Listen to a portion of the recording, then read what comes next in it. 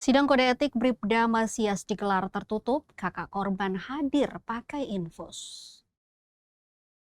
Sidang kode etik terhadap anggota Brimob Bribda Masias Siahaya digelar di ruang Bitpropam Polda Maluku, Senin 23 Februari 2026 pukul 2 siang waktu Indonesia Timur. Namun proses persidangan berlangsung tertutup dan wartawan tidak diizinkan meliput secara langsung jalannya pemeriksaan saksi.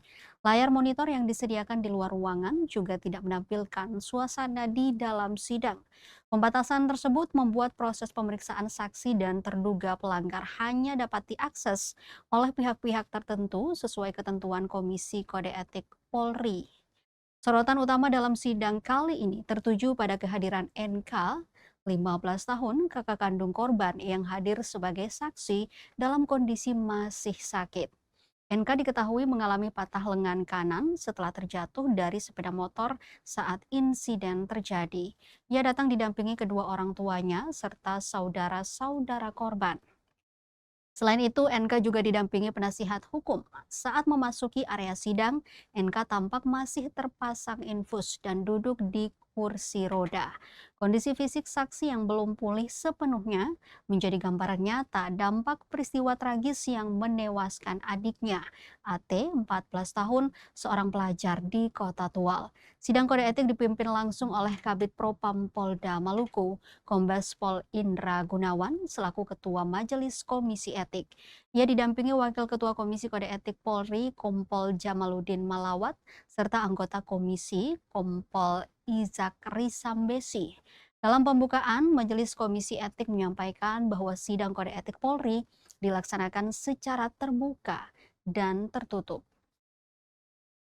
Sesi pembukaan dan pembacaan putusan digelar secara terbuka, sementara pemeriksaan saksi dan terduga pelanggar dilakukan secara tertutup.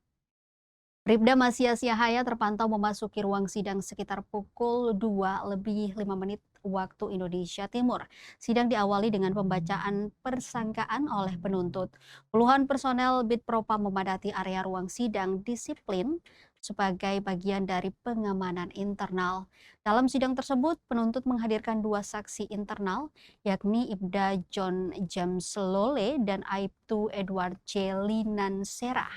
Total sebanyak 10 saksi dihadirkan, terdiri dari 9 anggota Brimob serta saksi korban termasuk NK. Turut hadir di dalam ruangan sidang ayah korban Rizik and Fikri Tawakal. Pengawas eksternal juga terlihat mengikuti proses persidangan, di antaranya Kepala Sekretariat Komnas HAM Provinsi Maluku, Edi Sutikno, Kepala UPTD PPA Provinsi Maluku, serta Direktur Yayasan Lingkar Pemberdayaan Perempuan dan Anak. Hingga berita ini diturunkan, proses sidang masih berlangsung.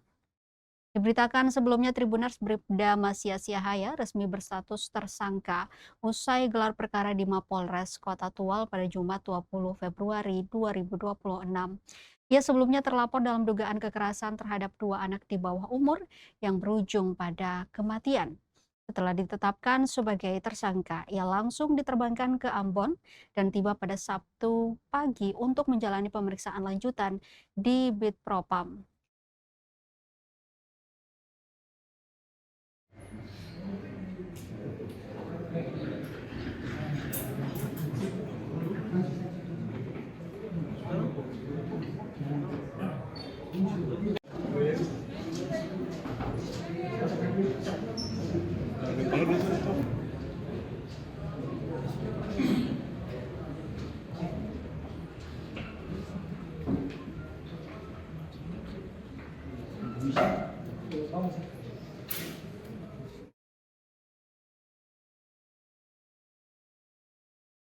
Download Tribun X sekarang, menghadirkan lokal menjadi Indonesia.